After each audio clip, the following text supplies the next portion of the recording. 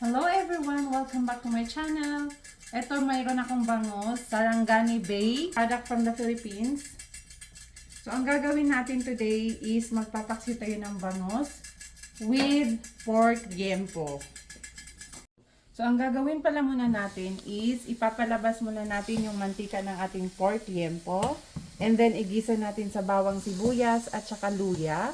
And then, saka natin ilagay yung ating bangus. Ganda ng pagka-marble guys, oh. Taba, laman, taba, laman, taba. So, ikakat ko lang yung ating bangus. Originally pala guys, yung bangus, gusto ko sana siyang gawing Spanish sardines. Kaso, kulang-kulang naman yung aking sangkap. Wala akong olive. Tapos, may nakita akong video ni Pinoy Recipe na gumawa siya ng ganito, yung paksyong bangus na may liempo. Sabi ko, itry ko nga. Tikman natin kung masarap ba. So, habang nihintay natin yung ating pork, tatanggalan ko muna siya ng tinay at saka hasang. And then, ilagay na natin sa ating pork.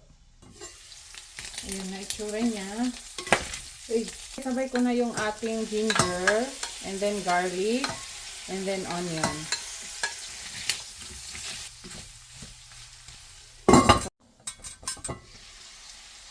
Ang bango. So, add na natin ang ating bangus. Konti yung ating bangus.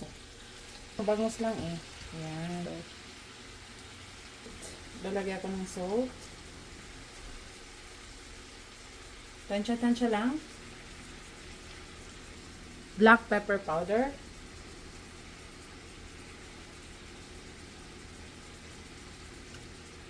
Suka.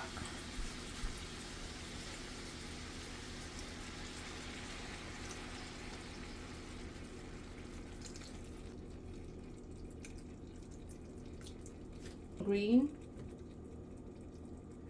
Then, maglalagay din tayo ng tomato. Maglalagay din ako ng konting tubig. Ganyan lang siya. Dagdag tayo ng tubig.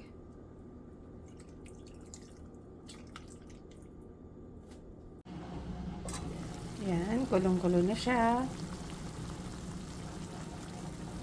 So, ito na guys. O, luto na siya. Ito siya. Wow. And then, ito yung mga pork liempo niya. Yummy. Yan. Yan. Yan. Yummy. Thank you for watching. Bye-bye.